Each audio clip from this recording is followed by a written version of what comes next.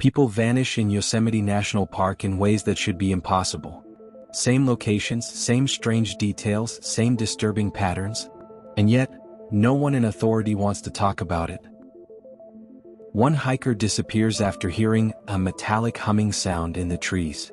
Another is found miles away from the trail, barefoot, clothes folded, no memory of what happened. A child describes tall shadows that called his name in a voice that wasn't human. And dozens of search teams report GPS failure, missing time, and moments of total disorientation inside the same square mile of wilderness. This is not random. This is not just lost hikers. What's happening in Yosemite is part of a repeating pattern, one that has been documented for decades and yet officially ignored. Today we're going to connect those patterns. The first pattern: vanishings near granite formations. Search and rescue teams quietly admit something strange. Most of these disappearances happen near clusters of massive granite structures. These monoliths are not random piles of stone. They are geological anomalies, towering formations with electromagnetic properties that interfere with compasses, radios, and digital equipment. In dozens of cases, rescuers report that GPS units simply stop working near these granite walls. Some feel sudden nausea. Others lose their sense of direction entirely. Victims disappear in broad daylight, sometimes only a few feet away from their group. It's as if the environment itself swallows them. The second pattern: missing clothes and bare feet. Many victims are found without shoes, even in freezing temperatures and on terrain where walking barefoot would shred a person's feet. Yet search teams consistently report no injuries on the soles of these victims. It's as if they weren't walking at all. Clothes are sometimes folded neatly, placed on logs or rocks as if arranged intentionally. Experts say hypothermia can cause paradoxical undressing, but that explanation collapses when a victim vanished in warm weather, or is found only hours later. Something or someone is removing their clothing. The third pattern: missing time. One of the most chilling consistencies comes from the survivors. They all say the same thing: I lost time. Minutes vanish, hours vanish. In some cases, entire days vanish. Their memories often break at the same moment.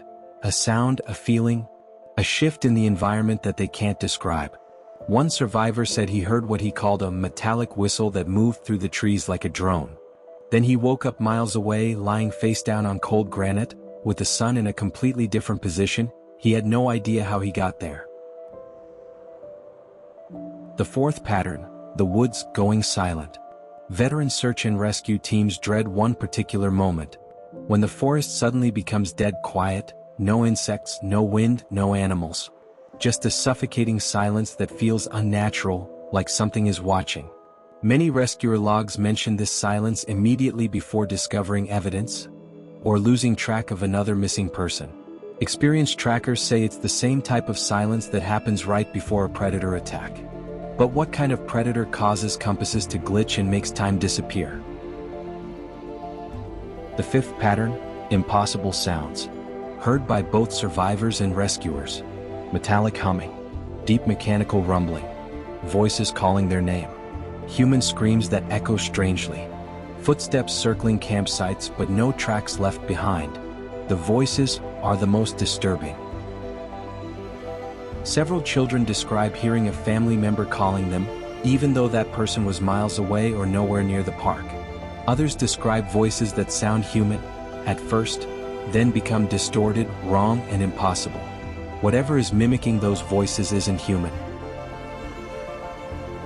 The sixth pattern: bodies found far beyond human capability.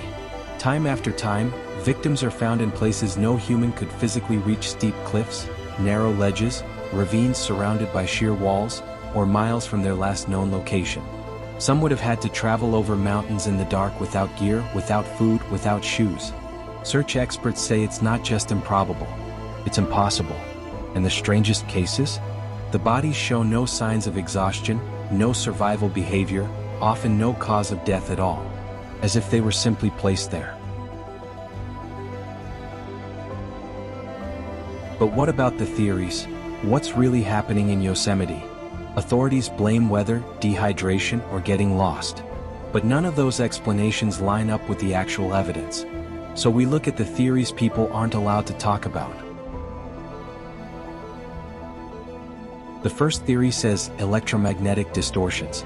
Some researchers believe Yosemite sits on top of a powerful electromagnetic anomaly, a natural disturbance that affects perception, time, and orientation.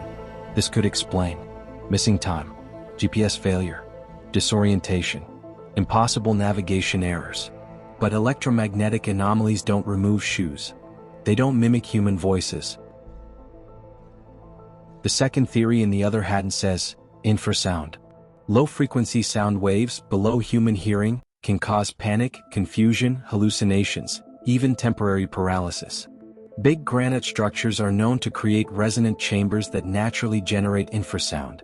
This could explain the fear, the silence, the sense of being watched. But it doesn't explain the disappearances. And it definitely doesn't explain bodies placed in unreachable locations. The third theory, a predatory intelligence. This is the most controversial theory, and the one rangers refuse to discuss. That something lives deep in Yosemite's wilderness. Something that doesn't want to be seen, something that understands human patterns better than we understand ourselves. A hunter, a mimic, a collector, something that has been here long before humans arrived. This theory is supported by vocal mimicry, footprints that change size, nighttime stalking, glowing eyes seen by campers, unnatural silence, bodies placed intentionally. Whatever this intelligence is, it doesn't behave like any known animal.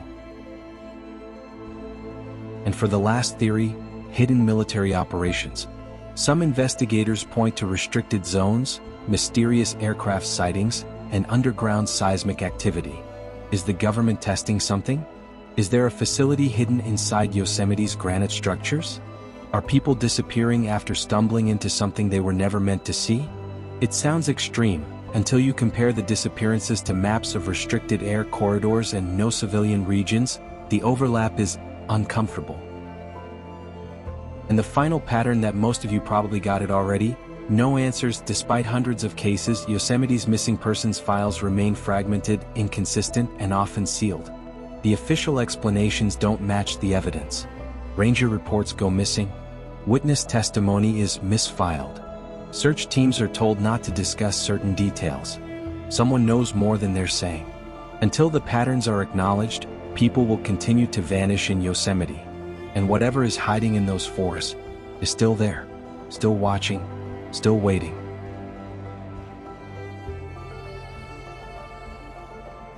If you want more investigations into disappearances, hidden patterns, and dark mysteries the public isn't supposed to know, make sure to give the like and subscribe for the next video.